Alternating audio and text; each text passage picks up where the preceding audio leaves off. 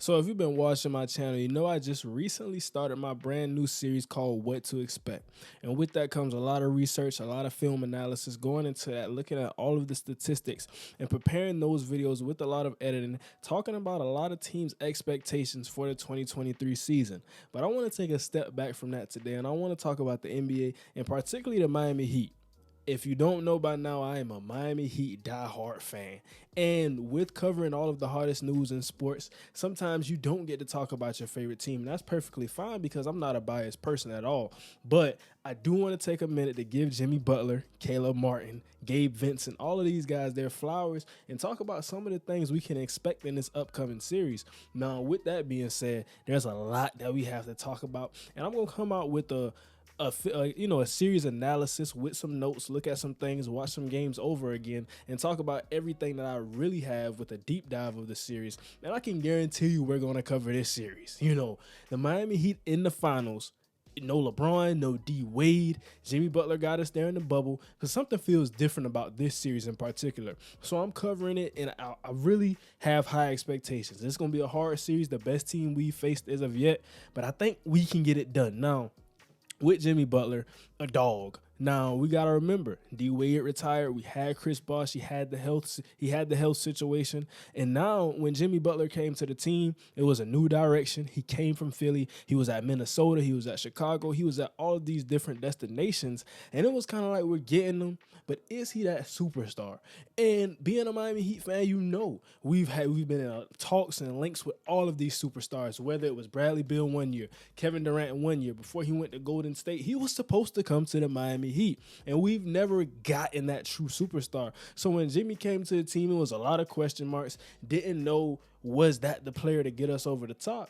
It turns out to be, he's that guy. He has that dog in him, and I think I've talked about it. He'll tell you himself. He's never the most God-gifted, talented guy, but he's gonna work harder than the next man. That dog mentality that we talk about and we preach with Miami, with the Udonis Haslam being in that room, with the Bam, with the Gabe Vincent, all of these guys who basically came from nothing and now they're just balling. We don't have a lot of star players, and to the untrained eye, to a casual viewer, a lot of these Heat players, they're nobodies to some of these people. But I mean, you look at them and they're playing. They play together. They play hard on defense. They get out in transition. They defend in transition. They do everything. And we're an undersized team. Everybody knows it.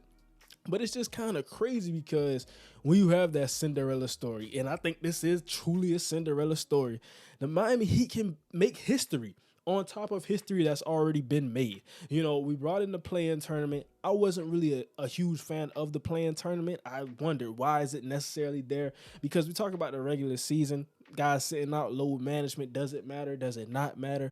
And then we bring in the play-in tournament, so it really doesn't matter. Los Angeles Lakers, Atlanta Hawks, all these teams who made the playoffs and were in play-in tournaments. But with no play-in tournament, there's no Miami Heat. We lost in the play-in to the Atlanta Hawks, and then we beat the Chicago Bulls, a game that we almost lost.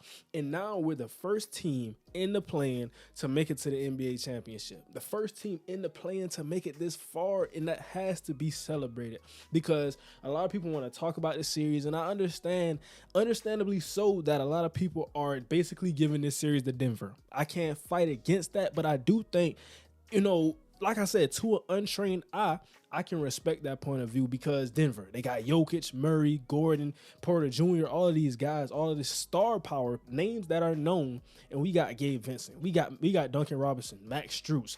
These guys, a lot of people aren't familiar with those names, but we're going to see. We're going to see because we're going to be on the national stage, and a lot of people are going to have to wake up. Now, I do want to touch on this series and talk about some of the things because I think there is a way to talk about the zone, but I do think that we're going to have to come with a different defensive strategy because, yes, we can run zone and stretches, but you think about Nikola Jokic. He can shoot that mid-range. All of these guys are shooting threats. Now, interesting enough, what I do want to talk about with the Los Angeles Lakers, how are we going to play? Because I saw a lot of the things that Darvin Ham did. Now, he did some really bad things. He took some guys out that he should have kept in, but I can take away some of the things that he did good and replicate that. Now, when I saw them put AD on Aaron Gordon, I think that was kind of the difference in that series and helped them get a lot of defensive runs because not only are you putting pressure on Nikola Jokic, you're having a guy who hangs around that rim. And if we're fronting the post, if we're putting a guy on Jokic in that pick and roll, we're getting our best primary ball defender on Jamal Murray. And then once Nikola Jokic tries to get the ball in the post, once he tries to get the ball in that mid-range free throw line area, we can have Bam. He's coming, he's lagging backside, and he's helping right there because of an Aaron Gordon. Now, in Game 7 and a little bit in the series, he started to shoot that three, and then that brought AD out the paint. Then they put AD back on Jokic, and, respectively so. But that's just one of the things that I'm thinking about, one of the things that we can do. And I believe in Eric Spoelstra. I believe in this entire team because how could I not? We were never supposed to be here. Like I said, played poorly. Played poorly a majority of the season. Played poorly against the Knicks in some of those games. Played poorly against the Bucks in some of those halves. Played poorly against the Boston Celtics in some of these games. And now it's at the NBA championship. So it's do or die time right now. I believe in Jimmy. And we saw the interview. I think a lot of people have saw it by now. He said, when we lost in Game 7, when he missed that three, Al Horford was in front of him. Some people say he should have took it to the basket. Some people would say he should have took the three. But at the end of the day, it is what it is. And I lived and I died with that shot because, that's my superstar player. He took the shot. I'm not mad at it. But we got that. And he said, we will be back. We'll be in the same situation, and we'll have enough. Now, there's some conspiracy theories out there, some hypotheticals saying basically Jimmy Butler wanted to get to a Game 7.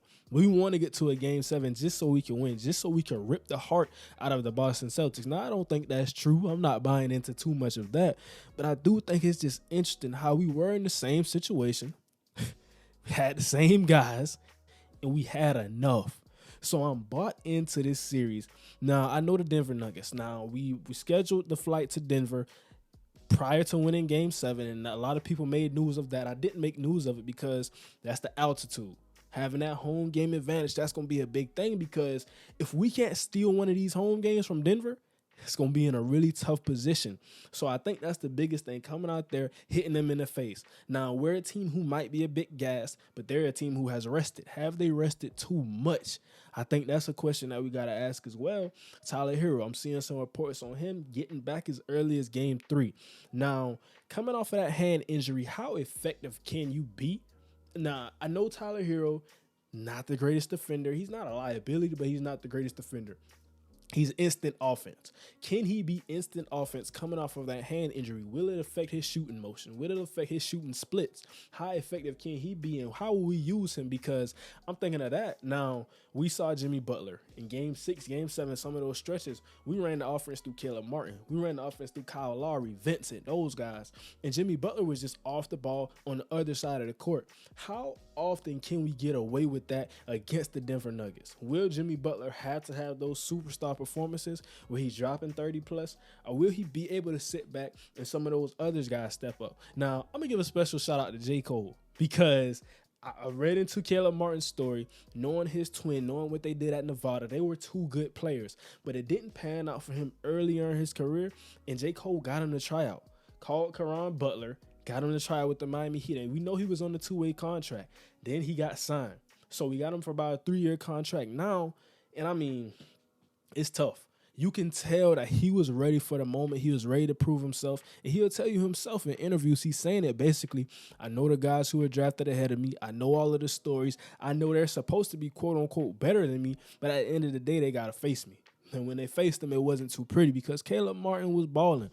Now, I'm not one of the people that's going to say he should have won Eastern Conference MVP over Jimmy Butler, but he made a good case. Now, if you really want that trophy, if you really want it, go fight for it in the finals. That's how you going to earn even more respect because you got my respect. Now, Max Strus, how impactful can he be? Duncan Robinson.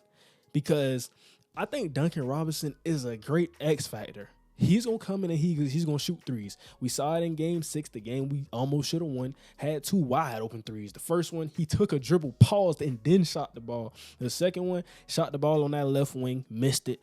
But at the end of the day, those shots aren't going to clank off the rim too much. He's shooting a very high percentage in the playoffs right now, and I'm expecting that same thing. Now, Jamal Murray, Gabe Vincent, we got to talk about it. Who's going to really be the dog and decider in that series? Because I think the Los Angeles Lakers, and this is the team I'm watching, knowing that was their conference finals, their most recent basketball film that they have out. I'm thinking about that game and how he performed against Schroeder, how he performed against D'Angelo Russell, how he performed against Vanderbilt, because he played the ball sometimes. And I think that we can get him into a situation where he's turning the ball over, where he's forcing some shots. Now, what we like to do, we like to score off turnovers. And thinking about Jaylen Brown, 8 turnovers. Jason Tatum turning the ball over. Nikola Jokic is just one of those guys who can get sloppy with the basketball. So how often can we force him to get sloppy with the basketball? How will Cody Zeller and Kevin Love impact this series? It's so much, but I'm going to dive deeper into that in another video. Right now, I just want to give these guys their flowers because I've been on the roller coaster. And I think it's been enough for me. Emotionally, I feel tied into this series. Emotionally, I feel tied into this game. If we win the finals, I might make a video just letting tears go. I might be letting tears go in the video because thinking about the Miami Heat, thinking about the brand of basketball, everything that we've been through. We've had star players. We've lost star players. We had great teams. We had mediocre teams. And I think that's the biggest part about it, because being mediocre, it's kind of worse than being bad, because you feel like there is no direction that you're gearing towards. And it's kind of tough because we want to win. We want to be great. We want to build. But how can we build if we feel like we're in this middle ground? And I think that finally now we got Jimmy. I'm expecting Bam to step up. Played kind of poorly in some of those games against Boston. But we got him, Vincent, Martin, Strus, Robinson, all of these guys. I'm expecting a great series, but I think we can make history again. We've already made a lot of history, but can we make some more? I'm going to leave you with that thought. Let me know what you think about this season and these playoffs and this series in particular. But that's going to do it for today. And now we